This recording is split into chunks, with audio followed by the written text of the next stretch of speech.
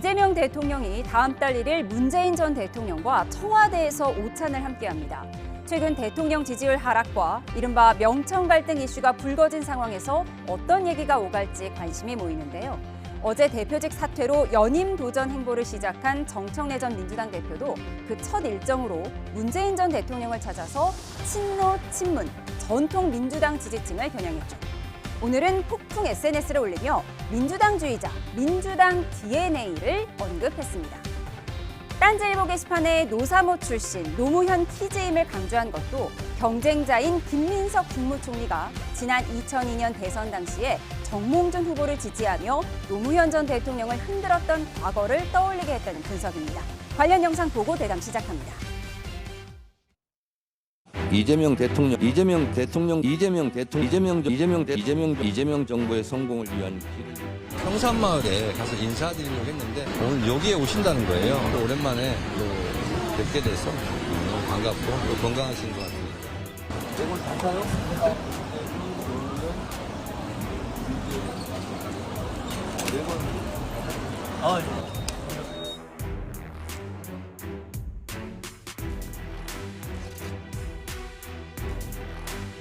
자연스럽게 떠오르는 게 또 김민석 총리이기도 하니까 그런 것들을 뭐 일타쌍피라고 하나요? 이 점은 전혀 무관하고 사전에 조율이 안 됐습니다. 정청래 대표가 정말 고약하게 지금 그 연임도전 한다고 비판을 받는 겁니다. 그냥 족보를 산 느낌.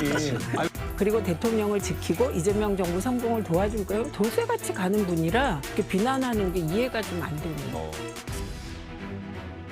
이재명 대통령은 문재인 전 대통령과 오는 7월 1일 수요일 오전 11시 30분에 청와대에서 오찬을 함께할 예정입니다.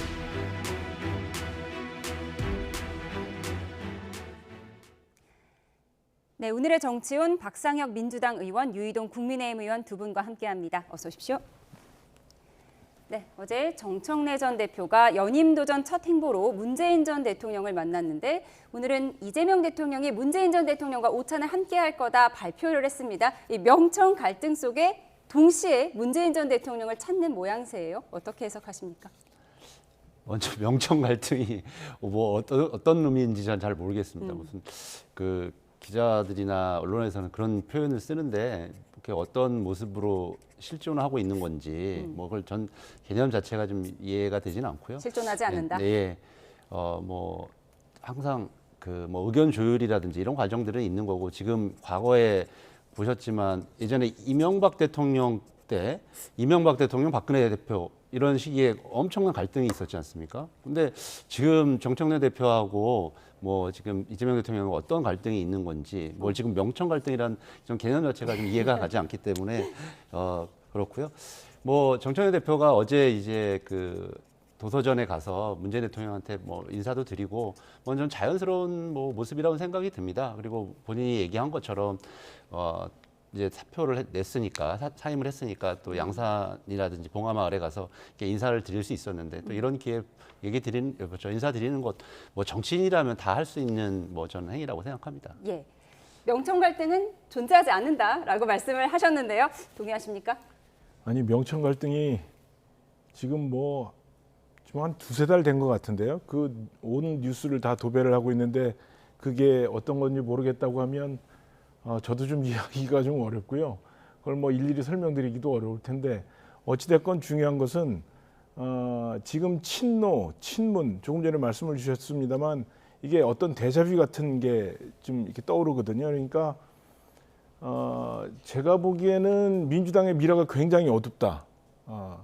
친노, 그러니까 친노, 친문, 뭐 친명 이런 단어가 등장하고 그 사이에 그룹들 간의 경쟁을 넘어서 이게 갈등으로 비춰지기 시작하고 지금 현직 대통령과 현재 집권 여당의 바로 직전까지 당대표를 하셨던 분 간의 갈등이 이렇게 적나라하게 노정되는 것, 이것이 지방선거 실패의 한 원인이라고 지적되는 것에 대해서는 민주당의 미래를 예측했을 땐 굉장히 어둡고 제가 보기엔 이재명 대통령께서도 안전벨트를 좀 단단히 매셔야 되겠다 이런 조언을 드립니다. 예, 의원님께서는 지금 명청 갈등이 실존하지 않는다고 하셨지만 지금 사실 정청래 그러니까 당권, 그러니까 네. 전당대회를 놓고 당권 경쟁을 할 수 있는데 네. 그게 명청 갈등이라는 표현을 쓰고 있는 게 적절치 않은 좀 프레임이라고 생각합니다. 예, 당 내외에서는 정청래 전 대표가 출마하지 않는 것이 적절하다 이런 의견도 많아요. 그러니까 불출마 압박으로 해석되는 여러 정황 속에서도 오늘 정청래 전 대표가 이런 얘기를 했다고 합니다.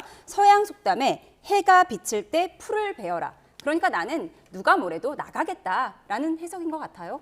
뭐 정청래 대표가 최종적으로 어떤 결정을 할지는 잘 모르겠습니다. 그분 판단이니까. 그런데 그 뭐 전당대회가 예정되어 있고 거기에 어떤 정치인들이 결정을 하는 것 자체가 뭐 저는 뭐 이상하지 않다고 생각을 하고 거기에 대해서 우리가 지금 지방선거 결과가 성공적이지 못하다라는 데 대체적인 의견들 아닙니까? 그래서 그런 부분에 대한 비판이 있는 것도 사실이고 그래서 그건 좀 오로지 정청래 대표의 개인적인 판단으로 결정될 문제라고 생각합니다. 예, 불출마 압박 속에서도 나가겠다 이렇게 행보를 밝힌 정청래 전 대표. 지금 여론조사 결과가 옆으로 나가고 있습니다. 좀 읽어보도록 하겠습니다. 차기 민주당 당대표 선호도를 조사를 했는데요. 김민석 26.6, 정청래 23.6%로 오차범위 내에 있는데 이 오른쪽 민주당 지지층만 놓고 보면 김민석 총리가 43.6%를 기록해서 정청래 전 대표를 14.7%포인트 차로 앞서고 있습니다.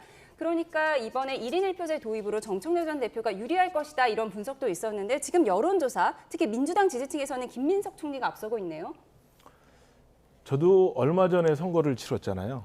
근데 제가 선거를 치르는 과정에서 여론조사가 뭐 이렇게 정확하게 맞는 것 같지는 않더라고요. 그러니까 뭐 끝까지 한번 지켜보실 필요는 있겠지만 아마 이재명 대통령께서 직접적으로 거의 뭐 노골적으로 저 좀 당내 경쟁의 어떤 형태로든지 지금 직접적인 플레이어는 아닙니다만 어떤 특정한 후보를 지원하고 있다는 것은 모든 분들이 인정하고 있는 주지의 사실인 만큼 아마 그 후보 김민석 후보가 좀 높은 지지율이 나오는 것은 뭐 자연스러운 것 같습니다. 예, 유희동 의원님께서는 여러 여론조사를 뒤집고 당선이 되셨으니까요. 좀 더 지켜보자고 하셨습니다. 최근 여권에서는 대통령 지지율 하락을 놓고 여러 분석이 나오고 있는데요. 코어, 즉 핵심 지지층이 흔들린다는 방송인 김어준 씨의 분석에 대해서 친명계 의원들은 이렇게 해석하고 있습니다. 들어보시죠.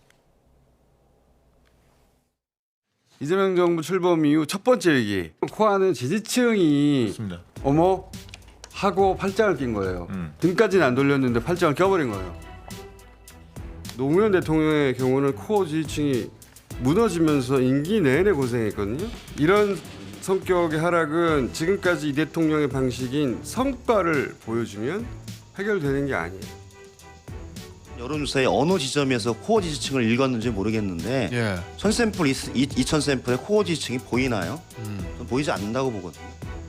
전통 민주당을 자처하는 유시민 작가도 본격 여론전에 나설 걸로 보입니다. 곧 김어준 씨 방송에 나온다고 하는데 사전 녹화를 관람한 한 누리꾼은 유시민 작가가 당권과 관련해서 이재명 대통령을 비판했다고 전해지면서 그 발언 수위에 따라 파장도 상당할 것 같습니다. 네, 지금 여권의 빅스피커로 꼽히는 김어준 씨가 코어 지지층, 그러니까 전통 친노 친문 지지층이 이재명 대통령에서 이탈하고 있다. 이런 분석을 내놓고 있어서 지금 왈가왈부가 이어지고 있습니다. 저는 김영진 의원의 저 의견에 뭐 동의하는 편입니다. 왜냐하면 보시는 것처럼 뭐 좀 전에 유희동 의원님 여론조사 얘기했지만 그 여론조사 1000샘플, 2000샘플에 거기에 어떤 코어 지지층과 코어 지지층이 아닌 사람들을 구분할 수가 있습니까? 그리고 응답률 자체도 매우 좀 낮은 여론조사들 아니에요? 좀 뭐 그런 부분은 좀 동의할 수 없고 전반적으로 이번 지방선거 결과가 저희들이 기대한 만큼 성공적이지 못했다라는 그런 비판과 평가가 있지 않습니까? 그렇고 그 이후에 지금 나타나고 있는 당내의 이런 불필요한 경쟁들 이런 부분들에 대해서 국민 여러분들께서 굉장히 비판적으로 보시고 제가 지금 우리 당원들이 많은 호남 의원님들 얘기를 좀 들어보니까 지금 이렇게 싸우고 있는 이유 자체를 이해하지 못하고 계세요.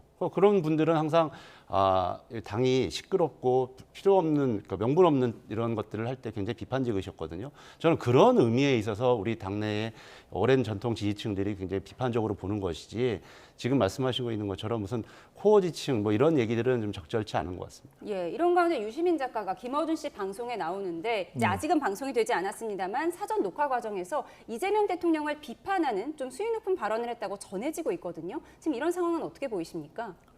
뭐 이번이 처음이 아닌 것 같아요. 노골적으로 대통령의 그 이름을 공개적으로 명명을 하지 않았을 뿐이지 사실 그 유시민 작가가 계속 비판해 오고 있었던 지점 끝에는 결국에는 이재명 대통령을 향한 저는 비판이 담겨 있다고 보거든요. 또 우리가 요즘에 그 신조어로 많이 쓰는 문조 털레유인가요? 뭐 그 표현 속에서 그 안에 그 그룹핑이 되어 있는 거잖아요. 근데 거기에 보면 한 팀으로 한 목소리로 움직이고 있다라는 것에 대한 의견이 반영이 됐을 텐데 지금 김어준 씨 같은 경우에는 지지율 하락하고 있는 국면을 저렇게 해석을 해야 자신의 영향력을 훨씬 더 극대화할 수 있으니까 아마 저런 표현을 하시는 것 같은데 코어가 없다면 뭐 지금 민주당에는 객들만 남았다는 표현밖에 안 되니까 그거는 뭐 현실적으로 불가능할 테고 분석하는 걸 보면 참 김어준스럽다라는 것을 다시 한번 느끼게 됩니다만 하여튼간 뭐 유시민 작가, 김어준 그 진행자 이분들이 앞으로 보여줄 행태가 민주당의 미래를 보여준다라고 저는 생각합니다. 예, 다음 주 이재명 민주당의 대통령과 미래는 저분들한테 있지는 않습니다. 그리고 뭐 아시는 것처럼 유시민 작가는 민주당 당원이 아니실 겁니다. 예. 그래서 그런 건 적절한 뭐 비유도 아니고 좀 전에 말씀하셨던 그런 멸칭들 얼마 전에 그 우원식 전 의장님이 뭐 SNS에도 쓰셨는데 그런 멸칭들은 정말 사라져야 되고요. 저는 이번 전당대회 경쟁이 굉장히 치열해질 거라는 전망들도 있고 기자들을 만나면 어느 쪽이 이깁니까? 뭐 이런 얘기들도 굉장히 묻더라고요. 네. 근데 저는 그렇게 답합니다. 누가 이기느냐가 중요한 게 아니라 민주당이 이기는 전당대회가 돼야 된다. 저는 많은 동료 의원님들도 그렇게 생각을 하고 있어서 지금은 좀 경쟁이 치열해 보일 거지만 앞으로 과정들은 그런 방향으로 나갈 거라고 생각하고 그런 후보들이 선택될 거라고 생각합니다. 예, 민주당의 미래는 굳건하다라는 개인 의견까지 들어봤습니다. 이어서 국민의힘 이야기 해보겠습니다. 돌아온 장동혁 대표 어제 퇴원하고 곧바로 기자회견을 열어 사퇴론을 일축했는데요. 국민의힘에서 이런 영상을 올렸습니다. 보시죠.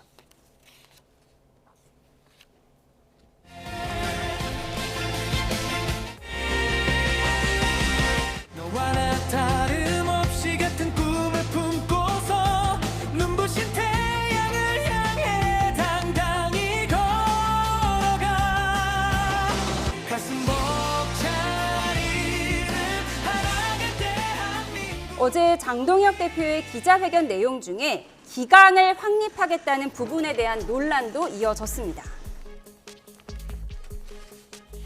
당을 쇄신하고 당의 기강을 확립하는 일이 더 이상 미룰 수 없는 과제가 됐습니다. 유체이탈 화법도 아니고 남 얘기하듯이 하는 게 기강을 잡겠다고 얘기하는데 저 같은 사람 제명하는 거 또 하겠다는 겁니까? 저는 우리 당을 바로 세우는 일이 보수 재건의 첫걸음이라고 믿습니다. 보수 재건의 첫걸음은 본인이 사퇴부터 시작하는 편인가 싶어요. 이미 리더십이 붕괴됐는데 병원에 가서 병을 고치고 온 게 아니라 병이 더 깊어져서 온 것이 아닌가 좀 그런 생각이 들어요. 망상의 병. 네, 최근 여론조사에서는 국민의힘 지도부 교체가 필요하다는 응답이 현 지도부 중심의 재정비가 필요하다는 응답의 2배 가까이 됐고요. 국민의힘 지지층과 보수층을 봐도 교체해야 한다는 의견이 앞서는 걸로 나타났습니다. 네, 장동혁 대표가 돌아오자마자 나는 사퇴 안 한다, 사퇴 요구를 일축했는데요. 이 장동혁 대표 거취를 묻는 그런 여론조사를 보니까 지도부 교체해야 한다는 응답이 더 많더라고요. 장동혁 대표는 이 여론조사는 좀 인정하지 않을 것 같긴 해요. 현재 장동혁 대표께서 보여주는 모습을 보면 그렇지 않는가 싶습니다. 좀 안타깝긴 한데요. 어찌됐건 지금 장동혁 대표의 리더십 관련해서 지금 정점식 원내대표가 선수별 모임을 가지면서 두루 의원들의 의견을 묻고 있고요. 저도 오늘 정점식 원내대표하고 점심을 같이 했었는데요. 예, 어떤 얘기 나왔습니까? 일반적으로 지금 당에 대한 우려, 리더십에 대한 문제, 또 이 문제를 어떻게 극복해 나갈 것인가에 대한 그 이야기를 나눴는데 전반적으로 그 110명의 의원들 중에 아주 많은 숫자가 거의 절대 다수가 지금 리더십의 문제는 본질적으로 해결해야 된다는 데는 의견을 같이 하고 있고 그 문제를 해결하는 방식이나 시기 대한 그 좀 이견이 있어서 그런 조율하는 정도의 상황이기 때문에 저는 저 문제가 뭐 그리 오래 가지 않을 거라고 저는 생각하고 있습니다. 예, 그러니까 정점심 원내대표도 장동혁 대표는 물러나야 한다는데 의견을 같이 하고 계신 건 맞습니까? 직접적인 표현으로 물러나야 된다는 말씀은 하지 않으셨지만 그 의원들로부터 받는 의견의 상당수가 거의 절대 다수가 그런 의견이라는 그 뉘앙스는 행간에서 읽을 수 있었습니다. 예, 조금 전에 국민의힘에서 올린 영상을 보여드렸는데 부정선거라는 말, 또 윤어겐이라는 말이 그대로 노출이 됐습니다. 이런 부분은 어떻게 보십니까? 퇴연하자마자 올린 영상이에요. 그러니까 먼저 국민의힘한테 먼저 묻겠는데 그 재선거를 하자는 겁니까? 안 하자는 겁니까? 당론은 안 하자는 거 아닙니까? 그래서 혹시 이제 유동 의원님도 방금 보궐선거로 들어오셨는데 전국적 재선거를 다시 하자는 건지 안 하자는 건지 그런 통일된 의견이 먼저 필요해 보이고요. 그다음에 좀 전에 얘기한 것처럼 윤호개인이나 부정선거 얘기 이거는 뭐 본인들 말로는 넘어섰다고 했는데 뭐 시종일관 그 부분을 넘어섰다라고 하는 저는 결과를 본 적이 없고 또 마찬가지로 지금 영상 속에서도 또 그런 부분이 계속 노출되는 것은 끝까지 윤석열 대통령과 함께 가겠다라는 저 취지로 생각되어지고요.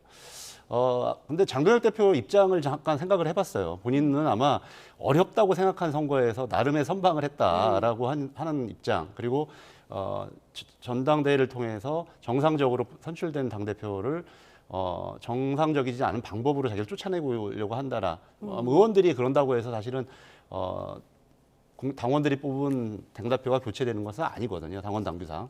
그런 부분에 대해서 본인도 굉장히 억울할 거다 이런 생각은 좀 드네요. 예, 어제 기자회견을 보면 당 기강을 확립해야 한다라고 했거든요. 이 부분을 놓고 지금 친한계 쪽에서는 우리 또 징계하려고 하느냐. 왜냐하면 무소속 한동훈 의원과 치킨 회동하러 배현진, 박정훈 의원 등이 부산으로 갔었잖아요. 네. 이걸 두고 또 징계하려는 것 아니냐 이런 얘기도 있어요.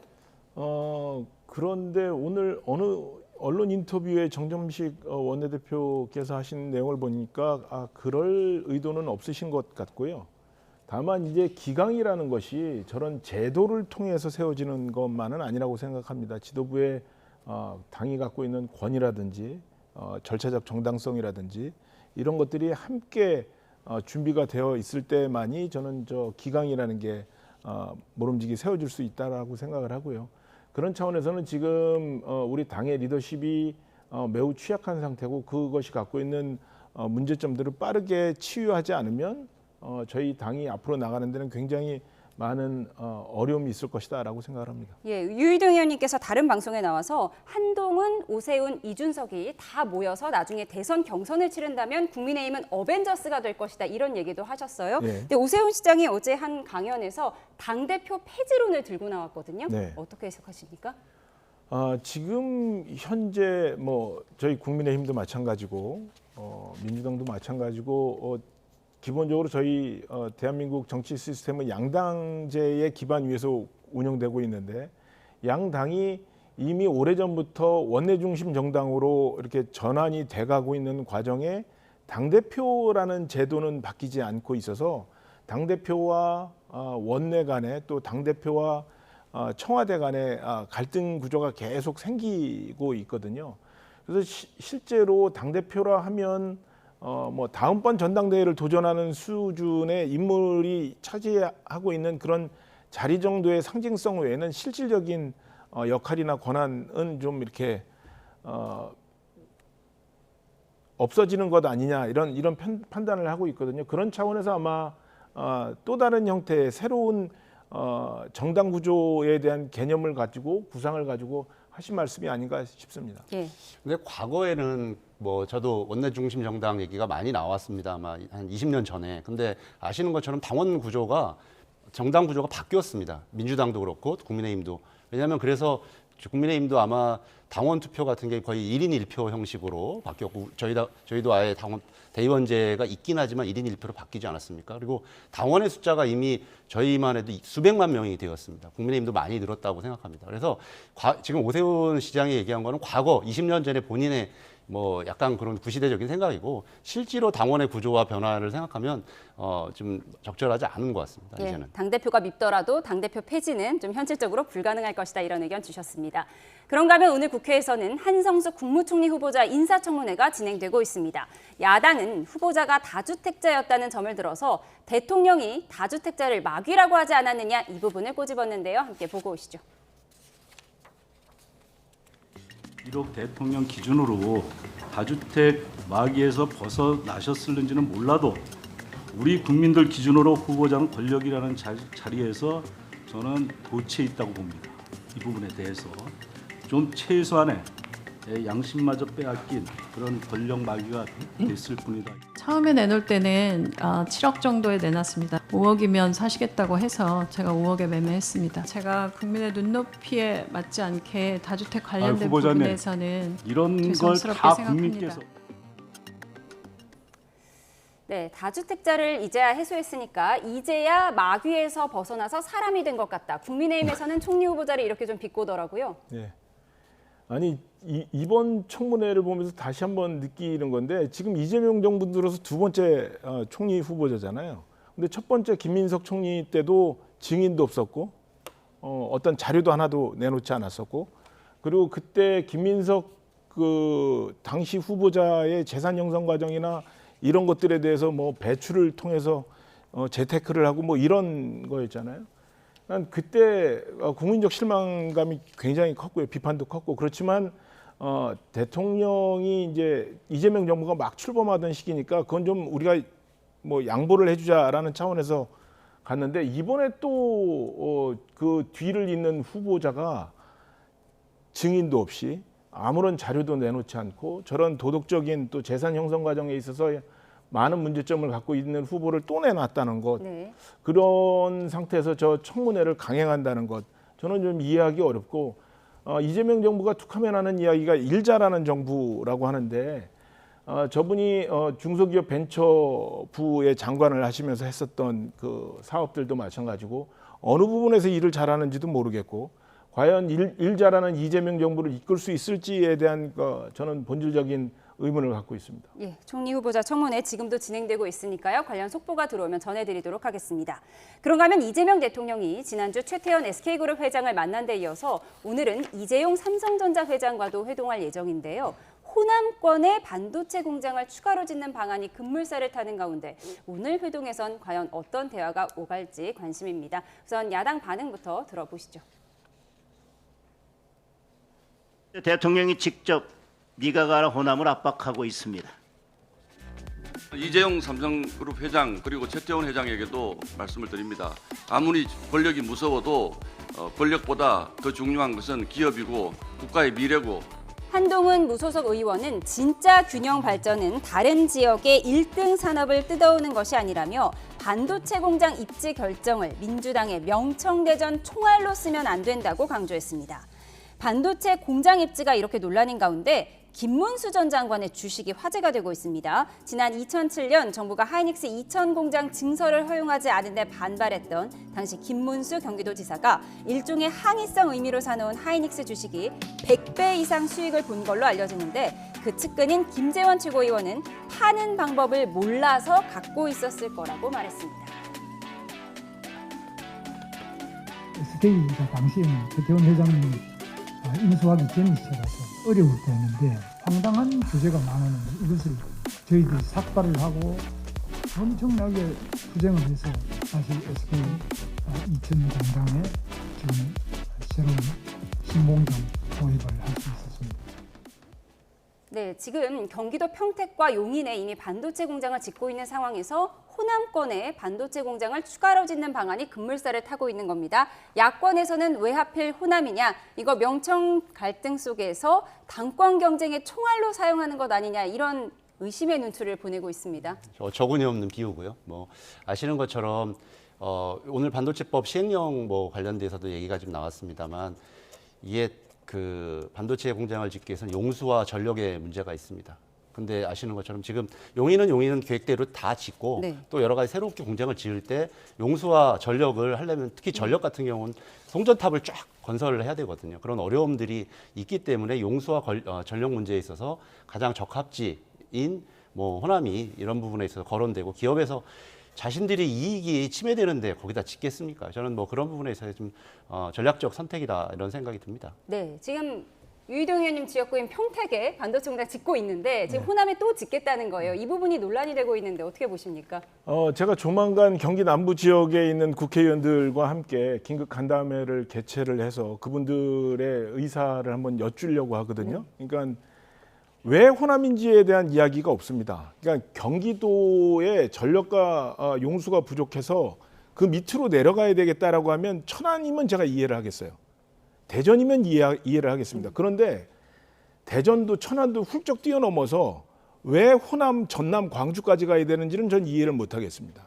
그리고 남쪽으로 내려가야 될 거면 전남, 광주에 간다면 뭐 영남 어디쯤에도 하나 갈 법하죠. 그런데 왜 두 회사가 동시에 광주, 호남을 선택하느냐에 대한 거는 정부가 개입했기 때문에 지금 이런 일이 가능한 거지, 기업들이 지금 스스로 원해서 비슷한 시기에 비슷한 장소로 옮긴다는 것은 절대 일어날 수 없는 일입니다. 이것은 정부의 관여가 있었고 이런 정치적인 선택, 표로 모든 것을 이해하려고 하는 지금 이재명 정부의 판단이 아니고선 있을 수 없는 일이라 저는 한번 경기 지역에 있는 경기 남부 지역에 있는 민주당 의원들께도 한번 여쭐 겁니다. 예. 그분들은 동의를 하시는지, 그분들이 생각하시기에 경기 남부 지역보다 호남, 광주가 훨씬 더 유리한 지역이라고 생각을 하시는지 한번 여쭤보고 싶습니다. 아시는 것처럼 용인에 공장을 옮기는 게 아니거든요. 용인은 다 짓습니다. 평택도 다 짓죠. 거기에 또 추가적으로 앞으로